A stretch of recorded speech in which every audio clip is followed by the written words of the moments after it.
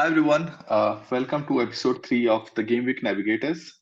We are back this season and we have just started doing a position wise analysis of how the players are looking, how the picks are looking for the season ahead, right? And with me, I have Suresh, FPL Rebound. How are you doing, Suresh? Hey Sankalp, I'm good. How are you? Hope you're enjoying the break. Yeah, it's been a good break. I try to take as much as possible, right? I try to be off football as much as possible, but the transfer news keeps sucking you in, right? But it's been a good window so far for Arsenal, and I'm enjoying it. How are you doing? Yeah, all good. Same here. Completely, off football, off even football news. I still haven't even made a single draft so far. It is only it is only my auto pick team just for the sake of ranks. So not the team ID. So Not playing that around? not really. I mean, I played Okay. around a couple of positions, but I didn't Yeah, get into making drafts and such. understood. I think this will be an interesting conversation because as things stand now, I think the midfielder slot looks so interesting, right? I feel like getting into the Yeah, season, definitely. this is going to be a season of midfielders. And I have done a fair bit of playing around. I think I would have made 4 or 5 drafts, not a lot. And I feel like, hey, this looks so good. Let me just settle here. And I've stopped playing around for some time now. So it will be a good conversation for us to have, and maybe for you to get, a good understanding of where things are, and maybe it will give you some inputs for your own draft as well, right? Oh yeah, definitely. I haven't made drafts, but as such, but I've been continuously following up. What's happening around the game. What is the combinations that most of the discussions are going around. And as you rightly mentioned, midfield is going to be pretty heavily dominated. Probably the 3-5-2s or even the 4-5 Four, five ones. I've ones. seen some I've seen some crazy ones stating that they're going to stick with 4-5-1s throughout the season and all that stuff. But yeah, five midfielders is sounds like that's going to be the key for this season because you have a hell lot of midfielders all the way from your premium midfielders all the way to the enablers. There's quite a lot of midfielders. There's a few who are turned from forwards last season to midfielders this season. That's again creates more flair to the position. So that's primarily what we are here for today, to break down all three segments, where premium, mid price and budget. So why don't we get started straight away? Definitely, definitely. Let's get So started. all right, let's begin with the premium midfielders, and there's no other better place to begin this discussion for With Mo this Salah. man. Yeah, Yeah. obviously. And So you can see the ownership percentage, right? Right there at the bottom left, right, where we are doing it descending wise. We are starting with the highest, most price options, and slowly we are going to come down in this segment. And 12.5 million. Not surprised with this price. Even if he was priced 13, I thought it would be fine. But 12.5 is good because there is a slight difference with respect to Haaland, right? Erling Haaland is at 14 million, so we have a 1.5 million deficit, and still only 26% ownership so far. What do you think of it, Suresh? I mean, for me, this is a bit surprising, to be honest. This is not the kind of ownership numbers that we see, like, let's say 1 month into the season. This number is usually used to be crazy, at least a minimum of 40 or even 50% sometimes. But what I have seen is there's quite a few people who are betting against Mo Salah, at least from their initial drafts. That's my Yeah. analysis, or that's my observations so far have been. I've seen people having the gut to say, I'm going to stick with one single premium player, which is going to be Haaland, and my captaincy is sorted, and I don't really want another premium midfielder or a premium striker for that matter. Uh, Yeah, which on the one looks of meme. it, yeah, 1 million. One meme is a popular term. Yeah. On the looks of it, from the recency bias, we've seen Haaland with a crazy season, so it kind of makes sense at the initial look of it. If you're not going to captain someone who's priced at 12.5 million week in week out, then it gives you that a bit of second thought whether should you really go for that or should you spread across the money. But at the same time, we know what kind of a player Mo Salah is, and the consistency that he has been delivering season after season. Let's say probably the last season was somewhat touted to be his bad season, in the recent few years, but still he was able to deliver 239 points, which is not a easy feat. You know that Yeah. that's that's His that's bad quite season is amazing. 240 point season. His bad Exactly, season that's is what I'm 240 saying. point So season. his bad season is 240 season, and Liverpool on the whole also have improved. Their midfield has stabilized. Both the defensive as well as offensive midfield slots. So that solidification, is only going to add value to this guy. He doesn't have to, juggle around or come back support in the midfield kind of a thing. He can go out, play freely, so he can be himself, what he does best. So that kind of a thing. So I would expect this 26% only to be increasing from here on. I don't see that falling anymore. Even people who are sitting in the 1 million category might slowly start to creep in, because I really don't like to discuss numbers for Mo Salah. We all know Are you what. more? Are you team Mo yourself, or are you no more for now? I'm definitely in for Mo Salah. I'm Okay. still going in a very traditional kind, so I might have both Salah as well as Haaland at this point of time. I haven't made a draft, but something is running in your mind, right? Some kind of a Yeah, yeah. draft or a structure will always run into your mind. So I definitely have Mo Salah in my mind currently.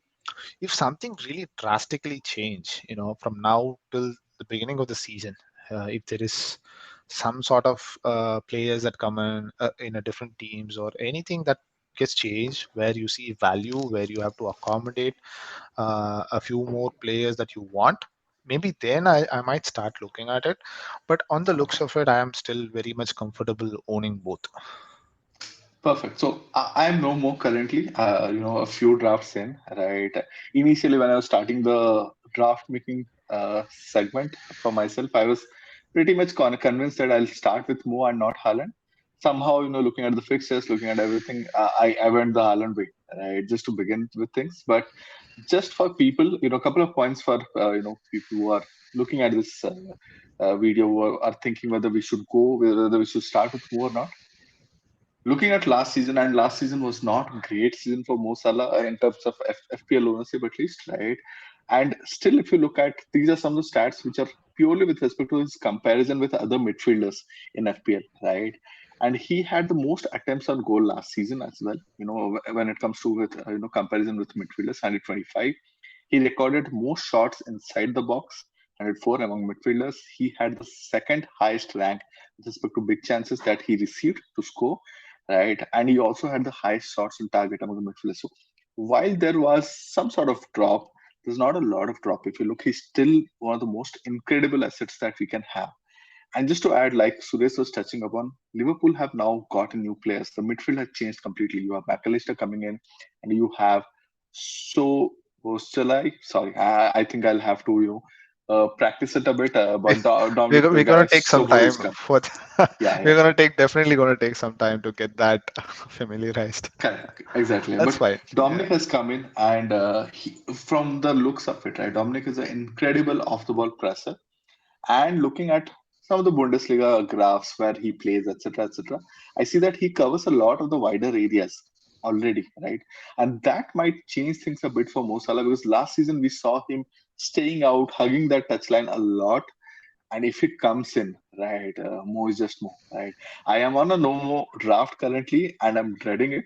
And these are just some thoughts for you guys, whoever is thinking of more or no more. Right. Let's move on. I think we have spent quite a bit of time on Mo Salah. Let's move on to the Yeah, next person. yeah. Let's skip past to the next one.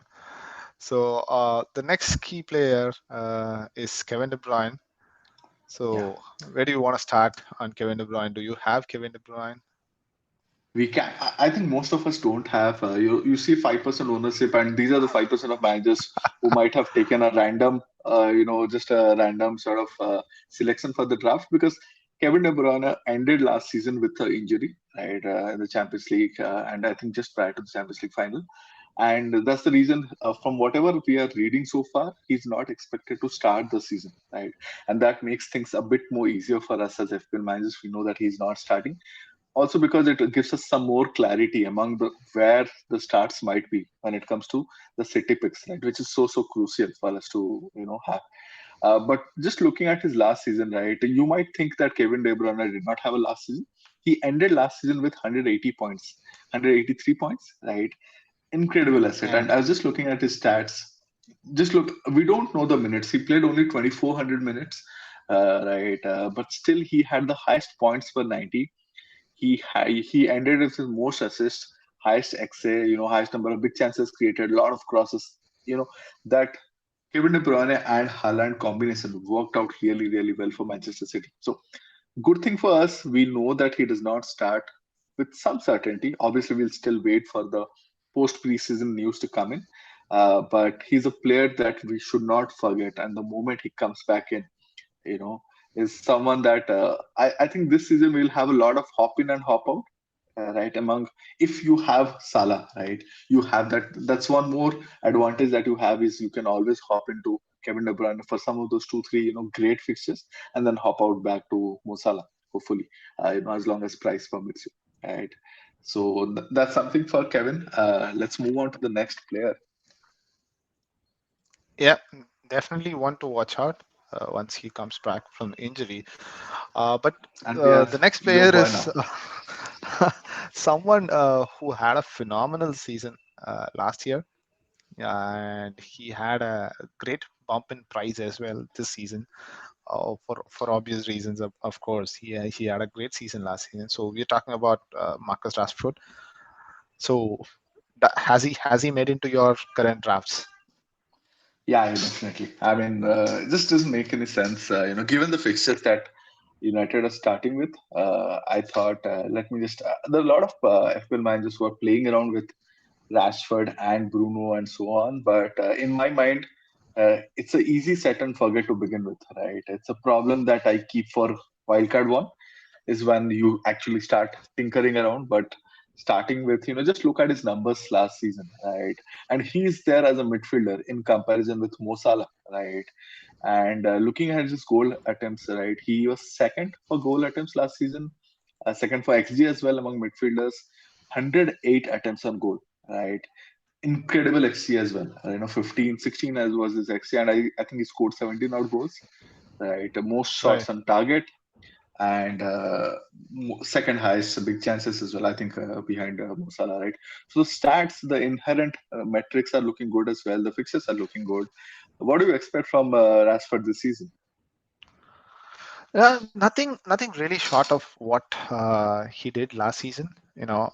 He's still our talisman, unless we get an out and out number nine in another month. As we Yeah, begin going to the new season, I don't see a lot changing for Marcus.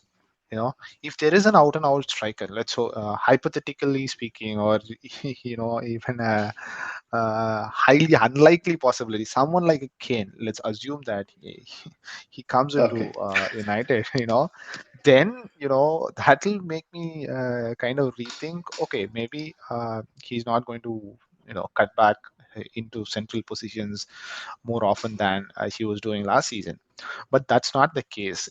I don't see such a prolific striker, or United still not even linked with any strikers, to be honest. So the You priorities have are Holland, elsewhere. right?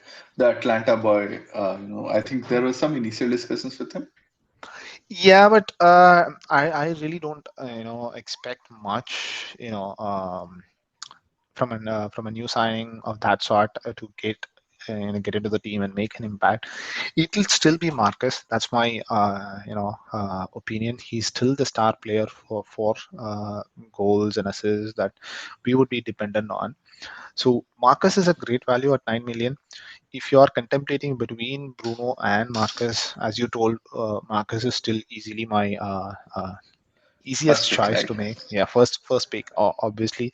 So don't even give a second thought. Maybe if there is a stretch of fixtures down the line in the season where United fixtures are really attractive, then you can maybe look into double up. But I wouldn't really advise people doubling up. Even I saw a couple of drafts where it had both Marcus as well as Bruno, but that's quite expensive, I would say, given that United doesn't have that sort of an attractive fixtures. We have a bit of I okay think fixtures, I would first say. three. I think first three were looking good. First three, yeah, two home And games, one yeah, one against Wolves and one Spurs. against Nottingham Forest. There is Spurs in between in game week 2 and game week 4. Away. We have Arsenal. Both are away games, so that's what putting me off. Both these away games right at the start of the season. So not really exciting, but and Okay. not to forget, United really struggled in the away games last season. So Yeah. that's something to keep in mind. But all said and done, Marcus for this value is definitely a good pick. One thing, a couple of questions I have for you because you're a United fan, right? And I want to pick your brain as well. One is the signing of Onana. I think it's getting closer and closer, right? Onstein has already tweeted it's getting closer. So for me, he's the goat of journalism, right? So once he tweets that, hey, this is going to happen, It's done. more or less you start. Yeah, it's It's done, done. right? So Yeah. Oni has tweeted already saying, hey, Onana is getting closer. And that also means that there's going to be a change of style, right? Onana is fairly comfortable with the ball on, Distribute. at his legs. Yeah, his distribution is fairly good, significant, Fantastic. Yeah. good, extremely good, right? So a lot of United fans are speculating whether that also means that there will be a change of style. Because last season, I think United dropped back a lot and they were hitting a lot of teams on counters, right? And counters is when Marcus Rashford comes alive, right? Because his pace, his timing of runs is like exceptional good, and his finishing skills is out of the world, right? But this season, you will have a lot of ball with you, a bit slower passes, and the defense is sitting back against you. Already, they will sit back because last season United did better, and they came into the top four. So there is going to be there is going to be slightly higher respect for United, and they're going to sit back a lot more, right?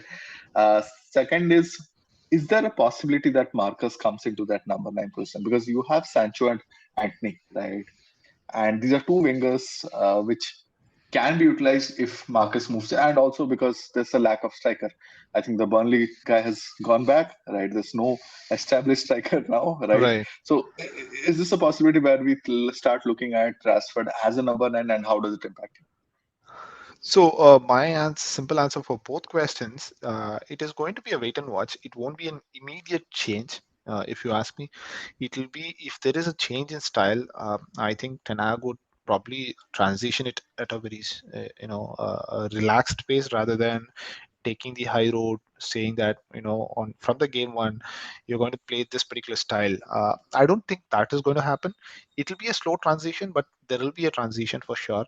But we'll probably still build the games from the behind. We would like to still hold the ball for a majority period of the time, given the opposition. So I wouldn't expect a quick change in style. At the same time, I don't expect Marcus to move into number 9 unless there's not even going to be a backup striker kind of a thing. But the only reason I say that is both Anthony as well as Sancho is still not very comfortable. They had their own moments last season. They had a bit of purple patch for both the players here and there, but they're still not gelled into this unit, gelled into what the manager is expecting. They had a bit of on and off the field activities that is bothering them. So all that is happening. So I need to really see them getting at the best of their game.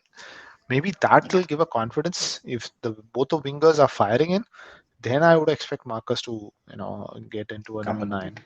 Yeah. Perfect. Perfect. 41% ownership, fairly popular, and I think both of us are behind it, right? I think both of us will have Marcus Rashford when we get into that game week one, pending any injury news or pending any preseason vibes that we get from Yeah. United, right? Let's move on to the next player. Who do we All have? right. This is an Sunny interesting boy. choice. So I'm not sure. The ownership is 5.7 for HeungMin Son. Rightly Yeah. so, because he had a very disappointing outing last season. But what is your senses? Like, do you see a bounce back right away from him, given that there is a completely new manager, new style? So, what do you expect from Sun this season? Uh, I definitely think so. Sun had I think interview he did with one of the Korean news channels, and he was speaking about his injury last year and how he continued playing despite an injury. Right, so he already indicated that last season was a bit injury affected, and this season he's going to come back fairly stronger, fairly fitter, right? Because he's one of those rare players who rarely underplays his XG. He always overperforms his XG, right?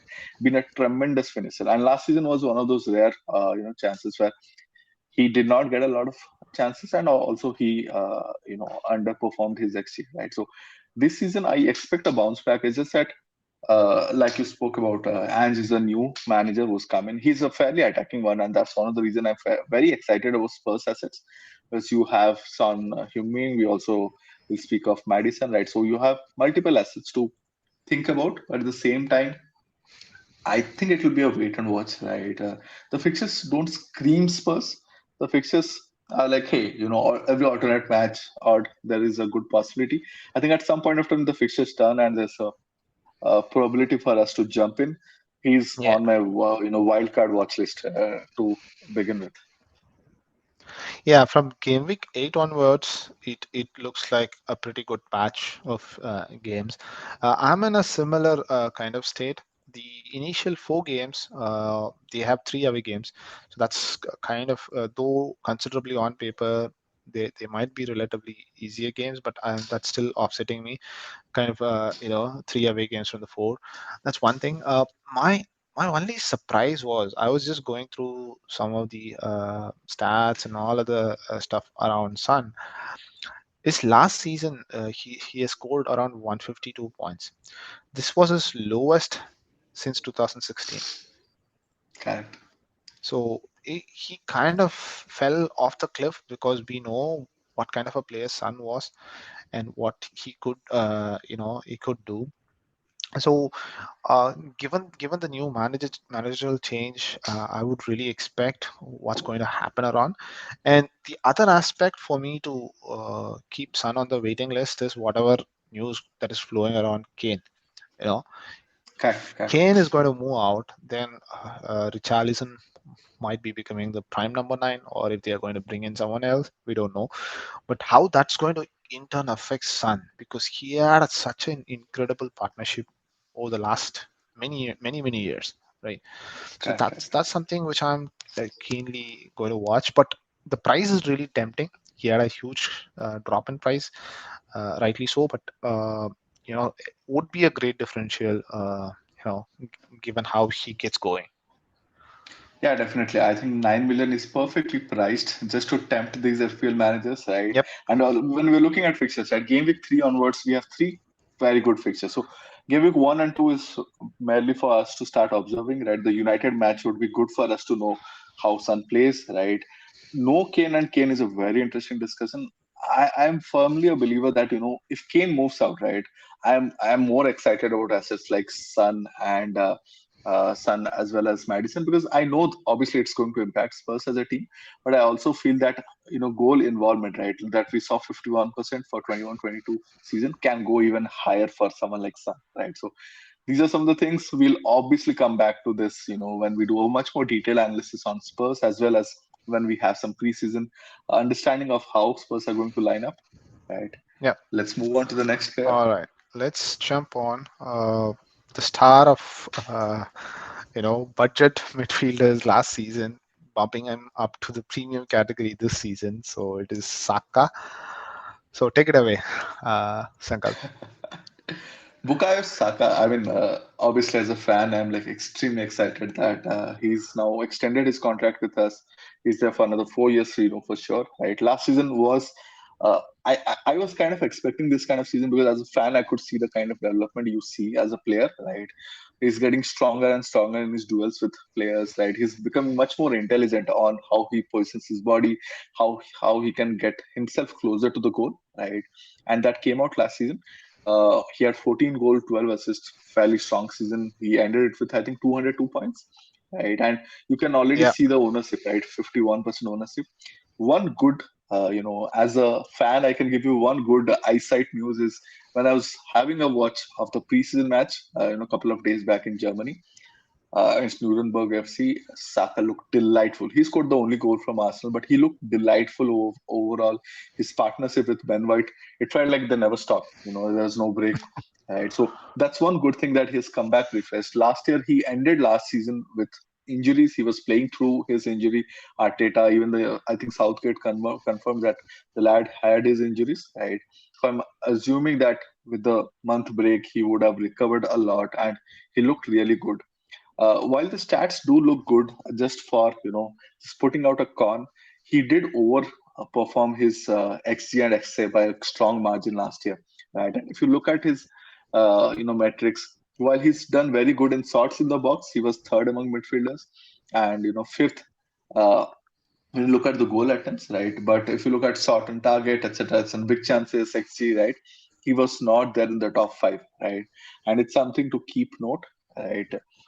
I personally believe that he's going to continue that trend, right? But if he does not, it's something that you have to keep in mind that last year he did really well, compared to the metrics. Maybe it comes down a bit normalized unless we put him more into better positions this year.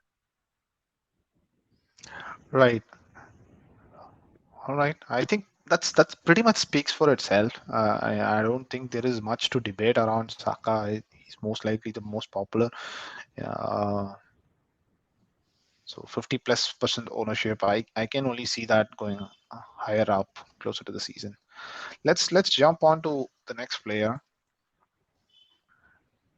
Okay, so Bruno Fernandes with an ownership of close to 23%, which is a bit surprising for me. You know, so any thoughts? Initial thoughts? 8.5 million for a United player who's also on penalties. What are your thoughts? Uh, I'm trying to find a way to fit him in. I'm struggling a bit. I would be very happy to get him in. Right, 8.5 million is perfectly priced. Uh, I think FPL has done wonders by making players easier to get in a way. It's good, it makes the game easier, but at the same time, everyone is easy to get in, right? So you have to start making your drafts. You can only get five midfielders, right? And that's what we were talking about at the start of the pod.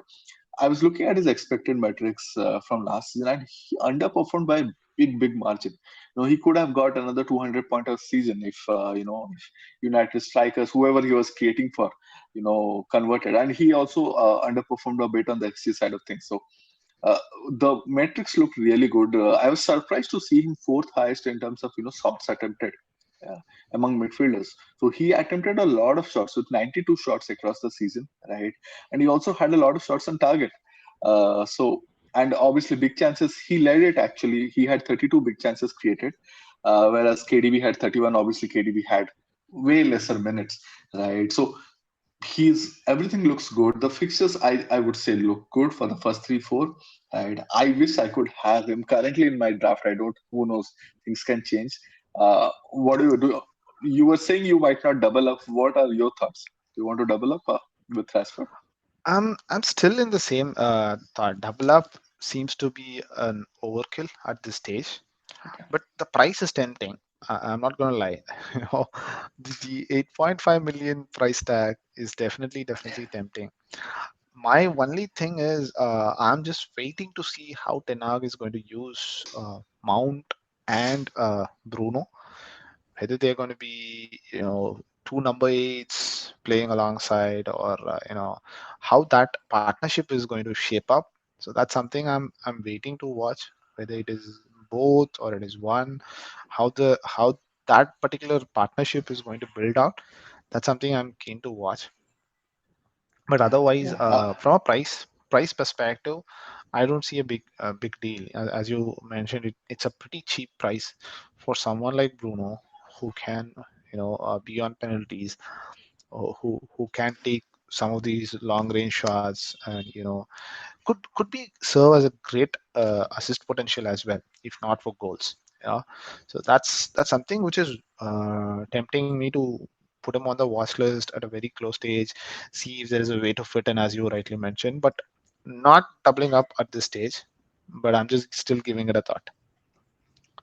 over the season, I do expect Bruno to do well, right? Because I think if United have a lot more ball with them, right, and it will definitely go via Bruno, right? I'm sure he'll be creating a lot more, and there's a good possibility of him finishing up as well. I see United mirroring Arsenal last season with a 4-3-3 kind of setup where I think Mount might take that Odegaard role on the right side, and Bruno a bit Bruno of on the Zaka, not Zaka, but a bit more advanced Zaka role, right? So in my mind, there's a possibility that Mount benefits more out of that equation. But I'm just waiting for the preseason matches for you guys to begin. I know there was one against Leeds, but I think you did not have most of the team members and everyone played 45 minutes, a lot of youngsters, etc. But as and when we start getting more serious preseason matches, it's something to definitely look at. Yeah, definitely. I have few more things to discuss, but we'll keep it for another day on Bruno. Let's move Definitely. on to the next player, which is your captain. Martin Odegaard. Yeah, let's Right. get So let's get talking on Martin Odegaard. fairly surprised to So see a 20% ownership, to be honest. But it might be because of the points from last season, right? He was the yeah, second highest midfielder, right? I think he had 212 points. It's like incredible return, right? And 15 non-penalty goals, right? It was out of the world season from his side, at least for us, and I'm sure it helped us a lot from a results point of view, right? I'm personally not starting with Odegaard. Right? I find very difficult to start with him because he's a guy who's very difficult to predict your returns with, right? So currently, I'm starting the season with a game week 1 to 6, 7 odd, draft, right? And I know that first 3, 4 fixtures are really good, right? So it's always going to be when it comes to Arsenal assets, right? Odegaard versus Martinelli, and if you have Saka confirmed, right? Who's the guy? And midfielder, there are just so many options this year, right? So I'm not starting there, but I see that he's fairly popular, primarily because he's had such a good season last year, right? What yeah. are your thoughts? Do you want to start with him? Do you want to keep him on your watch list? I really wish there is a few more midfield slots. To be honest, if there is more than five, I might trim down a couple of defenders or forwards for that matter. But this kind of takes me, the discussion that we had pre-season of last season. You know, if you recollect, we were discussing how to fit in both Odegaard as well as Saka, and how that could have benefited, throughout the season if we had stuck with Humongously. that. You know, Yeah. if in case I am just giving an hypothetical answer here, if we had all three, Martinelli, Saka, and Odegaard, throughout the season, we could have had some 600 plus points just from the three of them, and they were cheap. No, Yeah. not And they were and fairly but cheap, actually. but yeah, this season they had a fair bit of price bump up for obvious reasons, as you told. Odegaard being the second most point scorer in midfield. So I'm not looking to double up similarly to what I was doing in with United. Yes, he is going to be a pretty good and a very popular asset, given the way that you guys your fixtures are shaping up. Two home games, no, not two, three home games in the first four, if I'm not wrong. Cat. Yeah. A great set of fixtures. And the other aspect is you have a rock solid defensive option now in the form of Declan Rice. So that gives a little more freedom to Odegaard. If at all, if there is anything True. that he was tied back doing defensive, responsibilities last season, this kind of helps him move forward a little more more freely. He has that fallback option of Declan Rice. Okay, there is someone who is more experienced, more a solid player in terms of defensive cover. So these things kind of puts Odegaard in a very good position. I don't see a problem with people doubling up. Personally, with the structure that I have currently have in mind, I might not be able to fit him in. But if you are planning to double up, I wouldn't really be against it. Yeah, yeah. Just to add something that, he has so much of the ball, right? And he creates so much. Last season, he had the maximum bonus points as well as BPS compared to all the midfielders, right? So inherently he's a good player and he'll get you those points more or less, right? And he had the third highest attempts on goal among all midfielders, which really surprised me, right? He took a lot of shots. He did not take it from inside the box, but last season he had a lot of goals coming in from outside the box. So he did really well. Whether he can, and so those are mostly low XG shots which he was converting, right? Whether he can do it again, we have to see. But it is all down to the confidence that that the player has into the season, right? True. Uh, Yeah. All right. Let's skip past to the next one. Another Arsenal midfielder. So Gabriel Martinelli this time. So this is a bit surprising. 14% ownership. I kind of expected a little more, but maybe people are running out of midfield slots, as I just mentioned. He had a pretty good season. That too, at the start of the last season, he was kind of, you know, blasting things around. So what do you say? 8 million, 8.5 million, two midfielders at I'm starting with 8.5 him. million, and Uh, 8 million I'm for starting with Martinelli. him. So you are going I'm both starting with Martinelli him. and Saka. Correct. Correct. See, I mean, fixtures are there, right? I'm Arsenal fan. It's just the fact that last season Arsenal had a average XG of close to three, or I think more than three. At home games, right? So at home, I know we are fairly strong. Having a player in that price bracket gives you the flexibility to move out. We have a lot of options, right? So that's the reason I definitely want to start with at least two midfielders.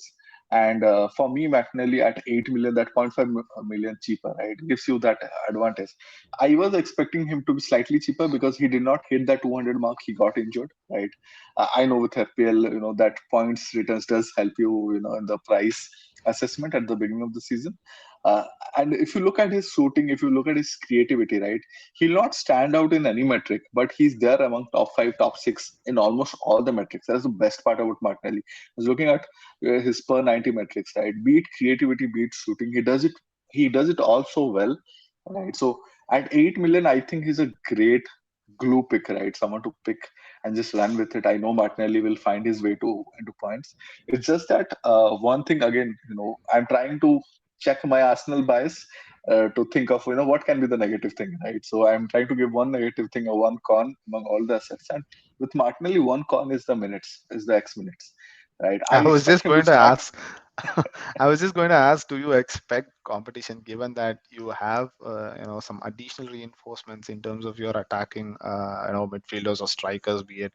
So will that going to, play around? Be Havertz coming in? Will that push Jesus on the left, or even Havertz might play on the left? Things like that. You have Trossard as well, who had some amazing performance off the bench last season throughout the season. So minutes, yeah, even I'm a bit kind of worried about that.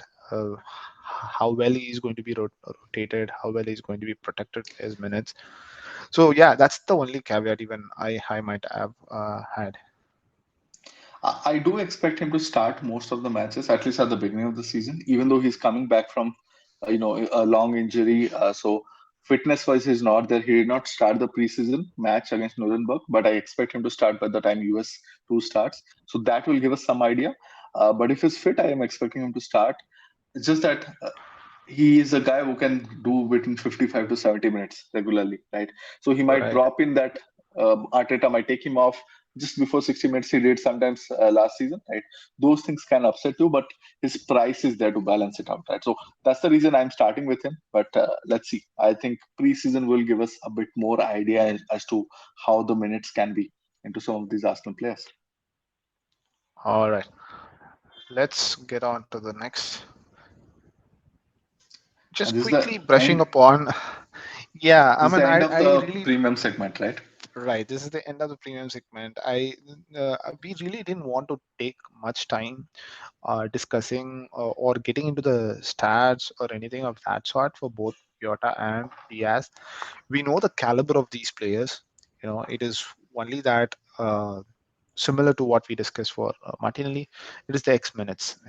That's going to be something we need to watch out, given that they also have additional options coming into their midfield. So how well the minutes are going to be managed, how well each of these players are going to get minutes, that's something which I would really be watchful about. If at all, if someone who's going the no Salah route, whom would you suggest, Sankalp? One of the budget or the starting category of the premium midfielders, if you want to suggest one from Liverpool. Yeah. So I'm obviously waiting for Nehal's pod here on Liverpool, where he takes us a bit more detail. Right, like you said, we have I think six attackers from Liverpool who can all fit in various positions. Luis Diaz for Exactly. me is the guy who's more likely as a starter compared to any other guy. He's someone who comes in our mid-priced segment at 7.5 million, but because of the lack of minutes and lack of stats, we have clubbed both Jota and Diaz together. I really want to see how Luis Diaz performs. I think he's an explosive player, right? Whether he's an explosive FPL asset or not is something to be seen, right? There's a caveat there Yeah. because he does a lot of things, but at the end of the day, he can create for others and he might have some pre-assists, right? I don't know how strong a finisher he is. Again, not a lot of minutes for us to judge on. He's a good player to watch. He's really, really attacking. He really takes on players, right? So I'm more interested in Luis Diaz compared to others. But when we look at, I think, couple of forward players from Liverpool, those are also some of the options that we can look at when it's no Salah, right? But it's definitely a wait and watch, and I'm hoping Nehal can give us a bit more idea before we Yeah, start the yeah. season. So watch out for those spots coming your way in the few weeks from now to the start of the season. So you'll have team specific pods from us. All right. So having said that, you want to quickly touch upon the top five or top six teams fixtures? Fixtures. Yeah. So before we get into the next segment of this podcast, which is the mid-priced midfielders, right? Just closing on, and you can look at why the fixtures are, a bit more appealing for me when it comes to Arsenal fixtures, right? There are a lot of greens, there are a lot of home games, right? I feel like they are a good way to start before you segue into your wildcard one draft, right? Liverpool also have fairly, decent fixtures, I would say, and that is also a reason I'm not very comfortable with a no Salah draft, right? But it's someone that once we have an idea as to who's the attacker to go with, I will definitely try and integrate at least one attacker from Liverpool because I think they had the third highest XG last season as well, and they were fairly strong in the attack. While defensively they were conceding a lot, they were scoring, they were creating a lot of chances, right? So something to wait and watch. Then you have Manchester City. I don't think there's anything to see, speak about. Any fixture is a good fixture for them. I see Newcastle at home, being a red fixture. It's not right. It's still, it's not an easy fixture, but it's not a red fixture. Right? So they have all greens. It's just for us to see who can we take apart from Haaland, right? And we'll get into those names when we get into the mid-priced budget option. And apart from that, United, I'm fairly excited about United, especially if they change the style a bit. I think we will see those changes coming in the attacking side of things. Bit more players getting involved in the goals, and for us a bit more options as to where we can go when it comes to attack. Spurs, last not the least, but definitely looking at game week 1 and 2 because they have Madison, they have Son, they have a lot of popular FPL picks who can just explode given the right set of conditions. Right. That pretty much covers up the premium category that we had.